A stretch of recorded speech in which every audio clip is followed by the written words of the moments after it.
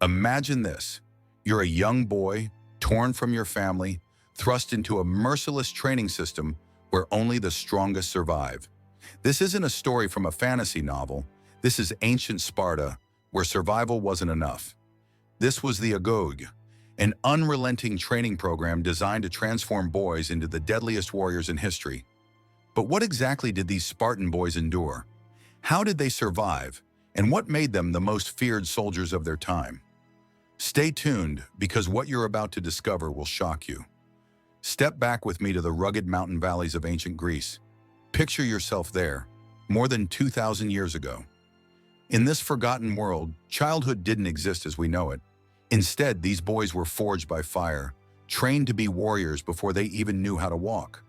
This was Sparta, a society where the state controlled every aspect of life, and toughness was the only trait that mattered. The Agoge, a brutal and unyielding system, shaped these boys into legends. But how far did the Spartans push them? How much pain did they endure to become the ultimate warriors? Now let's dive into the chilling truth behind the Spartan way of life and uncover the shocking realities of the Agoge, the training that turned boys into the terrifying warriors who dominated the ancient world. In the rugged land of the southern Peloponnese, where the Eurotas River weaves through fertile valleys, stood Sparta, a city-state like no other. Unlike Athens with its towering Acropolis or Corinth with its bustling markets, Sparta's greatness lay not in wealth or monuments, but in its radical belief system, a belief that would reshape human potential forever. Sparta wasn't just a city, it was a machine built for war, and they believed that human nature, in its natural state, was flawed, too soft, too weak to endure the brutal realities of life. While other Greek cities celebrated art, philosophy, and individuality, Sparta dismissed these as weaknesses that would lead to ruin. Their solution? To remake humanity itself. The very core of this transformation began with children barely able to walk. The Spartans' vision started even before birth. Everything, absolutely everything, had to serve the needs of the state. Marriage was not for love or companionship, but for producing warriors. Spartan women underwent intense physical training during pregnancy, believing that a strong mother would bear a stronger child. When a Spartan baby was born, its fate was sealed the moment it took its first breath. Male infants were presented before the Gerousia, the Council of Elders, who examined each child with the cold precision of livestock breeders. They looked for signs of deformity, weakness, or anything that could prevent the child from becoming a soldier. Those deemed unfit for battle faced a merciless fate. The infant would be taken to the cliffs of Mount Taygetus and left to die. This practice, called exposure, was not unique to Sparta, but no other society carried it out with such brutal efficiency. To the Spartans, this was not cruelty, it was mercy. It spared both the child from a life of suffering and society from the burden of weakness. But those who survived this first test would enter a world of unimaginable discipline and harshness. Spartan children didn't know love or comfort. They were raised by the entire community. Spartan mothers were taught to place their loyalty to the state above their children. The famous farewell of Spartan mothers, "Return with your shield or on it," perfectly encapsulates this philosophy. From their earliest moments, Spartan children were conditioned for hardship. Unlike other Greek babies, they weren't wrapped in swaddling clothes. They were left with minimal coverings, toughening their bodies. Crying? It was ignored. Comfort was a foreign concept. Bathwaters were cold, feeding schedules irregular. Every aspect of their upbringing taught them to endure discomfort and uncertainty. From birth to age 7, these boys lived what might seem like a normal childhood, but it wasn't. Their playthings weren't dolls or toys, but wooden swords and shields. They learned to march in formation before they could walk. Their stories weren't about heroes and adventures, but military victories and dying for Sparta. Spartan society was built on a rigid caste system. The Spartiates, full citizens and warriors. The Perioeci, free non-citizens handling trade and crafts. And the Helots, slaves who vastly outnumbered their masters. This imbalance shaped everything about Spartan life. With the Helots outnumbering the Spartiates 7-1, every Spartan man needed to be capable of fighting multiple enemies at once. This constant fear of rebellion meant Sparta could never afford weakness. Every institution, every custom, was built around one central question. Will this make us stronger warriors or make us vulnerable to our enemies? At age 7, childhood as we know it was over. On a day chosen by state officials, Spartan boys were taken from their families. This wasn't just a transition to education, it was a ceremony that marked the transformation from human child to state property. The word Agoge comes from the Greek word meaning to lead, but this leading was far from ordinary. The Spartan Agoge was unlike anything the world had ever seen. The boys were placed into groups called Agoge, meaning herds or packs, a term deliberately chosen to emphasize that these boys were no longer individuals. They were now part of a collective, and the needs of the state far outweighed any personal desires. These packs, about 15 boys each, would eat, sleep, train, and compete together. The bond they forged would be unbreakable. Each pack was led by an older boy, known as an Iron, who had already endured the brutalities of the Agoge himself. Above the Irons was the paid nomos, the boy herder, a grown man given immense power to oversee the Agoge system. His job, to punish, to oversee, and to determine which boys would advance and which would fail. This position was one of the highest honors in Spartan society. The physical environment of the Agoge was harsh boys, sleeping on reed beds they had to construct themselves. Their clothing? Minimal. A single cloak per year, regardless of the season, with no tunics or undergarments. Bathing was forbidden except on rare occasions, and only with cold water. Food, too, was used as a tool for discipline. The boys were underfed, not to the point of malnutrition, but enough to ensure a constant, gnawing hunger. This hunger would be their motivator. Meals consisted of basic gruel, black bread, and occasional scraps of meat, never enough to satisfy them, but food was earned. Performance in training determined what little nourishment they received. But the most harrowing lesson was one that would push the boys to the limit. Stealing. Boys were encouraged to steal food, but with a catch. If they were caught, they would be punished, not for the theft itself, but for getting caught. The stealing exercises grew more daring. Boys would attempt to steal from kitchens, from Spartans, even from religious festivals. The stakes were high. If they succeeded, the food would be shared with the pack. If they failed, the punishment would be brutal. A legendary story told by Plutarch recounts a boy who stole a fox cub. When confronted, rather than reveal his crime, he allowed the fox to tear through his flesh until it reached his internal organs. He died in agony, but never uttered a word of his crime. To the Spartans, this was the ideal, a boy who placed stealth and perseverance above his own life. Before the sun had fully risen over Mount Taygetus, the Spartan boys of the Agoge were already at work. Their sleep was brief, 4 to 6 hours on reed beds in unheated barracks, never consistent, always unpredictable. Their wake-up calls came at all hours, designed to strip them of any sense of comfort or routine. The day began not with breakfast, but with a run that tested their very limits. These weren't leisurely jogs. They were brutal, grueling races across the unforgiving terrain around Sparta. Barefoot and vulnerable, the boys ran over jagged rocks, through freezing streams, and up steep, rocky mountain paths.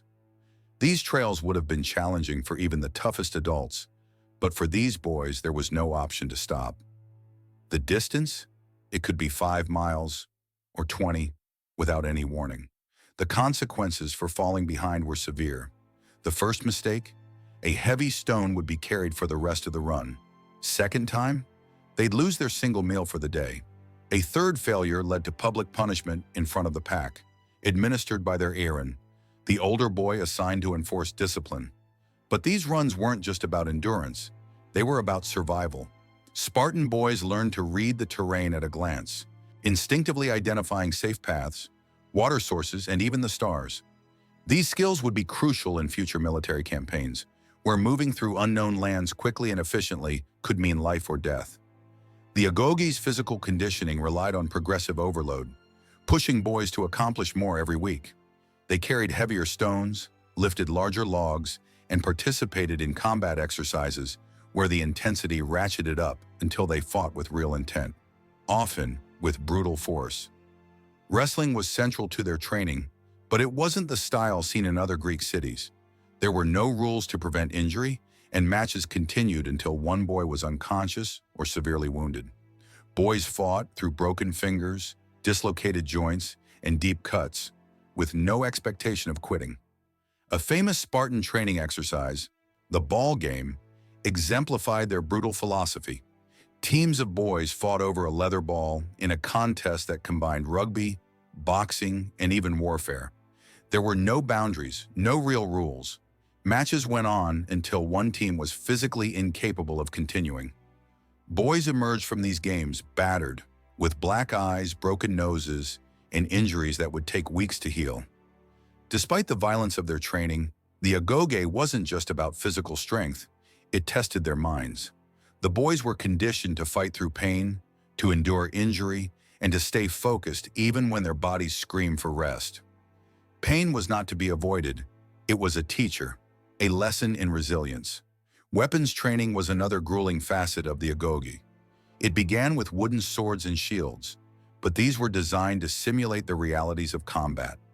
Boys were taught to fight even when exhausted, with wounded limbs, and to coordinate attacks in complex formations. Swordplay was efficient, deadly. There were no flourishes, no grand gestures.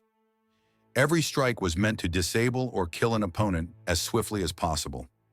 Boys practiced on straw targets that bled when pierced, providing immediate feedback on the effectiveness of their strikes. Training with shields was equally demanding. The Spartan hoplon weighed nearly 20 pounds, forcing the boys to develop immense strength and precision. They began with small wooden shields, gradually progressing to full-size versions that prepared them for the rigors of phalanx warfare. More than just defensive tools, shields were weapons. Boys learned to use them to strike with the edge, to crush with the weight, and to protect not just themselves but the soldier beside them, making shield discipline a matter of survival, not just for the individual but for the entire unit. By age 12, boys were wielding real bronze weapons in their drills. Cuts and stab wounds became common, and yet the boys were trained to continue, to fight through the pain, no matter how severe. The hunger of the Agoge wasn't just a physical need, it was a weapon, carefully crafted to test the boys' psychological endurance. Science today tells us that chronic mild hunger can increase aggression, alter decision-making, and sharpen survival instincts.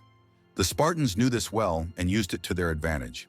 Breakfast, when it came, consisted of watery gruel, oversalted and undercooked, providing just enough sustenance to keep the boys moving, but never satisfying them. Lunch was often skipped entirely, especially on endurance days, leaving the boys to run, fight, and carry heavy loads with nothing but the gnawing ache of hunger in their stomachs. Occasionally, lunch would be a handful of olives, a small slice of cheese, or a bit of dried meat, portions given arbitrarily, regardless of need or performance. This taught the boys that survival didn't always align with fairness. Sometimes fate simply favored the lucky. The evening meal, however, was infamous. The Spartan black broth, a disgusting mix of pork blood, vinegar, and salt, was designed to provide essential nutrients, but its taste was so vile that it required genuine mental fortitude to consume. Those who refused to eat it went hungry that night. Hunger, however, wasn't just about deprivation. It was a tool for discipline. Hungry boys fought harder, took more risks, and appreciated every morsel they received. Food became a currency for performance, used to motivate boys to push themselves beyond their limits. But beyond motivation, hunger trained them to separate physical discomfort from rational thought. Hunger, like the pain, became something to endure, and just another challenge to be conquered. The agony of hunger was compounded by the pain training, where boys were subjected to physical discomfort that would break most individuals. They walked barefoot over sharp rocks, trained in freezing waters, and fought while injured. One of the most brutal rituals was the annual competition at the altar of Artemis Orthia, where boys competed to endure the most savage beatings without crying out. The lashings would tear their skin. Some even died from the severity of the beatings. But those who survived gained a reputation as heroes, symbols of Spartan strength and endurance. While the Agoge's physical demands were grueling, the mental training Spartans endured was far more complex. The Spartans didn't just shape bodies, they shaped minds. They understood that the mind, like the body, could be hardened, trained, and made invincible. The techniques they developed would be considered groundbreaking in modern military psychological operations. These methods were designed to break down individuality and rebuild it for a singular purpose: service to the Spartan state. Mental conditioning began with the systematic erasure of personal identity. Boys were forbidden to speak of their families, their previous lives, or even their personal hopes and dreams. Their names were often replaced by those that reflected pack membership rather than family lineage. The individual was an obstacle to the collective strength of Sparta, and every Spartan boy had to become a part of something larger than himself. The boys were taught to think of themselves not as unique individuals, but as living parts of a greater organism: the Agoge, the pack, the state. Success was only measured by collective achievement. A boy might excel in personal combat, but if he failed to coordinate with his pack, he was considered a failure. Success was never individual. The Spartan mental training system went beyond erasing identity. It redefined memory and purpose. Boys memorized war songs, battle hymns, and verses that glorified death in service to Sparta. These chants became etched in their minds, constantly reinforcing the values of self-sacrifice and loyalty over personal gain. Emotional control was one of the toughest aspects of this mental training. The Spartans believed that emotions were vulnerabilities that enemies could exploit. Fear, love, and joy could all lead to mistakes in battle. Instructors deliberately created situations to provoke emotional reactions. False news of family deaths, simulated combat with real weapons, public humiliations, and punished any visible emotional response. Imagine being a young boy, trained to suppress tears, fear, or even happiness. This was not just a test of willpower. It was about creating machines of war, capable of fighting without hesitation or emotional distraction. The emotional training extended to pain, where boys learned meditation-like techniques to separate their consciousness from their physical suffering. Advanced students could remain functional under levels of pain that would incapacitate most people. To them, pain was not an obstacle, it was simply information to be managed. The ultimate test, however, was mental decision-making under pressure. Boys were presented with scenarios where no option was entirely right or wrong. They had to make instant decisions, knowing that any choice would come with sacrifice. Imagine the weight on a young boy's shoulders, tasked with choosing between surrendering, fighting to the death, or sacrificing himself to save his brothers. The decisions were quick, no second chances. Sleep deprivation was used to enhance this psychological pressure. Boys were woken at random times throughout the night for exercises that served no purpose except to rob them of rest. This constant fatigue made emotional control more difficult, but also more essential. Could they continue to function despite exhaustion? Boys were also trained in psychological manipulation and resistance. They learned to lie convincingly, extract information from others, and resist these same tactics when applied to them. These skills ensured that Spartans would hold the upper hand in situations of psychological warfare, whether it was intelligence gathering or surviving enemy interrogation. While the Agoge systematically dismantled individual identity, it simultaneously created something far more powerful: brotherhood. The bonds formed within the Agoge went beyond friendship. They were forged in fire, stronger than any ties that could exist outside of the Spartan training system. This brotherhood was no accident. It was a product of intense, deliberate training designed to fuse individual minds into a single, unbreakable unit. Boys who entered as separate individuals gradually became part of something larger: the pack. Every action, every decision depended not just on one boy, but on the entire group's survival. The bond between pack members began with shared hardship. Boys who survived beatings together, helped each other through injuries, and shared stolen food in moments of desperation created unbreakable ties. These boys didn't just fight together, they lived and died for each other. But the Agoge didn't leave this bonding to chance. It reinforced it through trust exercises that required absolute faith in one another. Boys practiced falling backward, trusting their packmates to catch them. They fought blindfolded, relying on their brothers' voices to guide them. They learned to sleep in formations, each boy responsible for the welfare of the others. Trust grew even stronger as the training became more extreme. Boys performed emergency medical procedures on each other, knowing that one day their survival might depend on their packmates' ability to heal them in the heat of battle. This shared experience of survival, resource sharing, and emotional support formed the heart of the Spartan Brotherhood. The Agoge taught them that their lives were not their own. They were part of something larger, something that demanded absolute loyalty. But this loyalty came at a price. Boys who showed excessive attachment to family or romantic interests outside of their pack faced immense pressure to abandon those ties. The brotherhood could not be compromised. Family bonds were seen as weak distractions. Loyalty to the pack was all that mattered. As Spartan boys neared their 20th year, those who had survived the grueling Agoge faced one final test that would determine their readiness for full citizenship. The Krypteia, a ritual so cloaked in mystery that even today historians still debate its exact nature. What we do know is that the Krypteia combined military training, psychological manipulation, and moral compromise, completing the transformation from a boy into a true Spartan warrior. The word Krypteia comes from the Greek word kryptos, meaning hidden or secret. The participants, called Kryptei, performed their tasks in absolute secrecy, even within the Spartan community. Chosen for their physical, mental, and psychological strength, these boys were no longer considered mere children. They were now the elite. The Krypteia began every autumn with a formal declaration of war. The Ephors, Sparta's ruling magistrates, declared war on the Helots, those enslaved agricultural workers who fueled Sparta's economy. This was not symbolic. The declaration allowed for a terrifying freedom, giving the Kryptei legal justification to hunt and kill without consequence. Stripped of their usual armor and weapons, the young men were given only a dagger, a dark cloak, and minimal food. They were sent into the wilderness surrounding Sparta, forced to survive by their wits for months. But survival alone wasn't enough. It was only the first part of their brutal test. By day they hid. They used camouflage and natural shelter to remain unseen, avoiding detection from both Helots and Spartan patrols. They learned to sleep in hollow trees, to bury themselves under leaves, and to remain perfectly still for hours as enemies passed by. These skills were critical.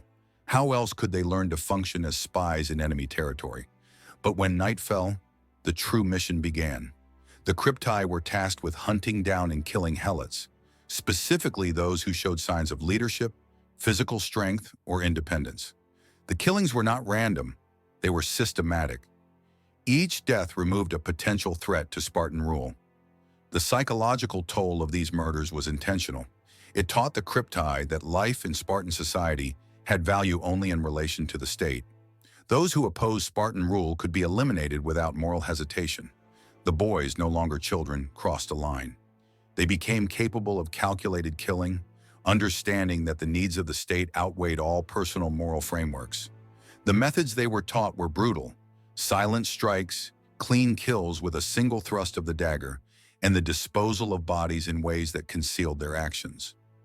These were not impulsive acts of rage, but precise professional assassinations executed without emotion. The Krypteia wasn't just about killing, it was also about skills. The Kryptei became masters of wilderness survival, learning to find food and water where none was apparent.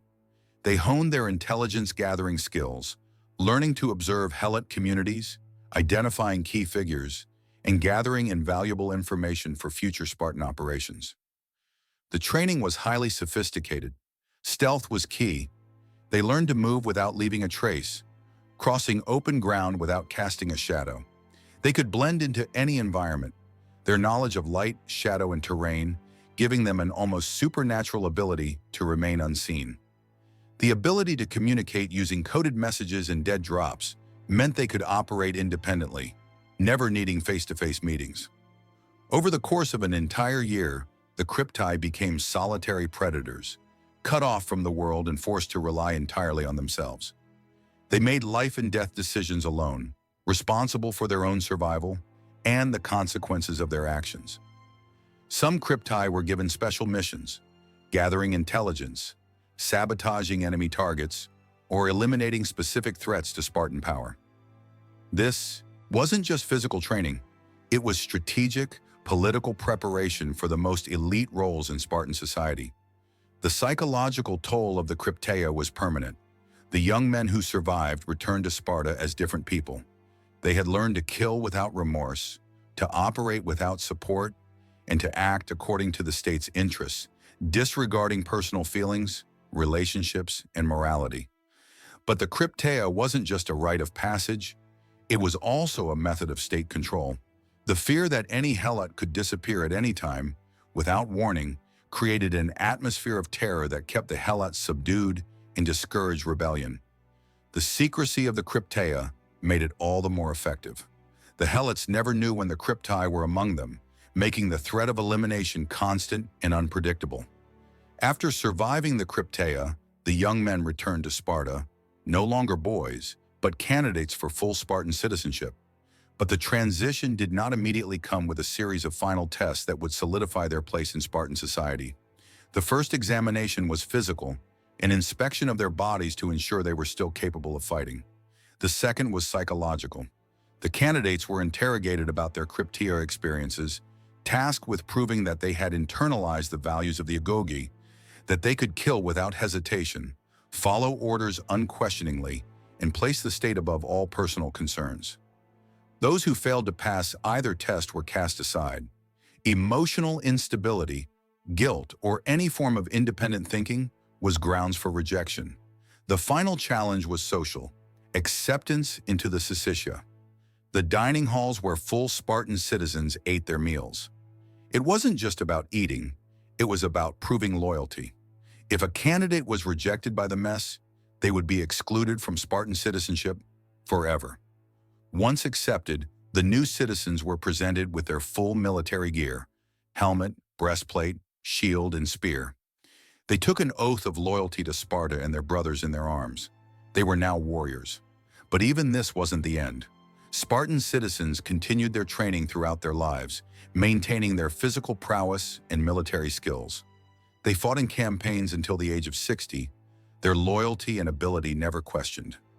Graduating from the Agoge transformed these boys into warriors, elite soldiers capable of enduring unimaginable hardship, making life or death decisions, and remaining loyal to the state above all else. The Agoge was not merely an educational program, it was the very foundation of Spartan civilization. For nearly 4 centuries, from the 8th to the 4th century BCE, this brutal training system shaped not only individual warriors, but the entire character of Spartan society. The political structure of Sparta was uniquely designed to reflect the values instilled by the Agoge. From the dual kingship to the Council of Elders and the Assembly of Citizens, every aspect of Spartan governance was composed of men who had undergone identical psychological conditioning. This created a remarkably stable government, yet one that was rigid, unyielding, and resistant to change. Sparta's economic system relied heavily on the mindset fostered by the Agoge. Citizens were trained to despise comfort and luxury, viewing manual labor as being beneath them. They saw violence not as a last resort, but as a natural tool of social controls essential to their rule over the helots, the enslaved agricultural workers who formed the backbone of the Spartan economy. The Agoge thus produced rulers who felt no moral conflict in their reliance on slave labor. The military might that Sparta became famous for was a direct result of the Agoge's systematic conditioning.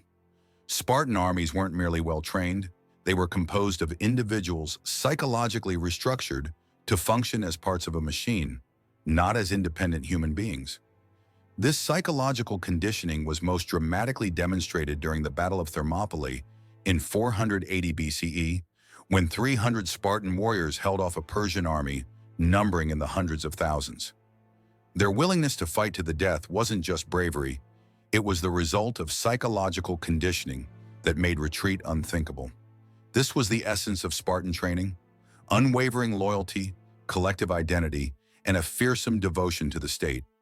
Culturally, Spartan values, discipline, self-sacrifice, and collective identity were all products of the Agoge. Spartan art, literature, and religious practices were shaped by men who had been forged by a singular, relentless focus on military excellence. Sparta wasn't as diverse or artistically celebrated as Athens or other Greek city-states. But it was remarkably cohesive, its culture unified by the strictest of codes. However, the demographic consequences of the Agoge were profound and ultimately destructive. The system's high mortality rate and the inability of Agoge graduates to form normal family relationships led to a steady decline in the Spartan citizen population. By the 3rd century BCE, there were fewer than 1,000 adult Spartan males, making the maintenance of their military system impossible. The Agoge also created social tensions that contributed to Sparta's eventual collapse.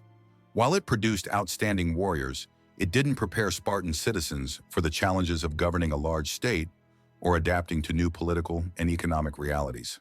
When military solutions were no longer effective, Sparta was unable to pivot and innovate. Yet for centuries, Sparta's military superiority was unrivaled. The Agoge's psychological conditioning allowed Spartan warriors to fight under conditions that would have broken other armies, making them feared and respected throughout the Greek world.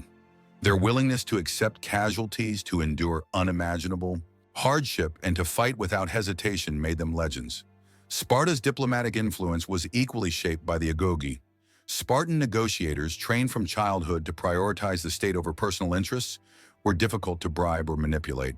Spartan promises were always reliable, and their threats were equally feared. The legacy of Spartan social experiments spread far beyond the borders of their city-state. Thinkers like Plato and Aristotle studied the Spartan system as a model for how systematic education could shape human nature. Their political theories, such as Plato's Republic, borrowed heavily from Spartan ideals, though they often sought to temper the harshness of the Agoge. The influence of Spartan military training also spread across the ancient world. Other Greek city-states tried to replicate the Agoge, but none succeeded in matching its rigor. Roman military training incorporated elements of Spartan discipline, and its influence can be traced through Byzantine and medieval military educational systems. The legacy of the Agoge system raises profound questions about human development, the relationship between the individual and the state, and the moral cost of military effectiveness. Modern scholars still debate whether the Spartan system represents the pinnacle of systematic education or a deeply flawed form of child abuse. Psychologically, the Agoge demonstrated the immense plasticity of human development. It proved that people could be shaped to perform extraordinary feats, but at the cost of their individual identities, personal freedoms, and moral compass. The system was a triumph of discipline, but a tragedy of humanity. The techniques developed by the Spartans were sophisticated and remarkably advanced for their time. Graduated stress, peer bonding, sleep deprivation, and psychological conditioning were designed to create elite warriors. Yet carried to extremes, these methods could be considered abusive and counterproductive, as they stripped away essential aspects of human nature in exchange for military effectiveness. The moral questions raised by the Agoge are equally complex. The system undoubtedly produced extraordinary warriors, but it did so by violating basic principles of human dignity and individual rights, principles that modern societies hold dear. The relationship between military effectiveness and psychological damage is one of the most troubling aspects of Spartan legacy. The Agoge proved that systematic conditioning could create warriors capable of enduring hardships that would crush ordinary soldiers. Yet it also demonstrated that such conditioning might be incompatible with other human values like empathy, creativity, and adaptability. The demographic collapse of Sparta serves as a cautionary tale. Societies built around extreme specialization and conditioning may be inherently unstable, unable to adapt to new challenges or maintain the population needed for long-term survival. As we come to the end of our journey through the brutal world of Spartan training, we are left to reflect on the tremendous cost of the Agoge. The boys who entered the system were transformed, shaped into warriors capable of extraordinary feats, but at the cost of their individuality, their moral compass, and even their humanity. The Agoge didn't just create fighters, it created a society built on loyalty, discipline, and sacrifice. But it also left a trail of destruction, physically, emotionally, and socially. The Spartans proved that human beings could be shaped to endure unimaginable hardship, but they also demonstrated the dangers of pushing that potential to extremes. For centuries, Sparta was revered for its military superiority, its unbreakable unity, and its unwavering devotion to the state. But as the years passed, the very system that had made them great began to erode the foundation of their society. The Agoge's high mortality rate, its destruction of personal bonds, and the inability to adapt to changing times ultimately led to the collapse of Sparta's power. Today we look back on the Spartan system with a mixture of awe and horror. The Agoge created warriors of unparalleled strength, yet it also left a legacy of psychological scars, a cautionary tale of the human cost of absolute discipline and control. The lessons of Sparta are both powerful and haunting, reminding us that the path to greatness can come with a price that's often too high to bear. In the end, we must ask ourselves, how far are we willing to push human potential in the pursuit of excellence? Sparta achieved greatness, but at what cost?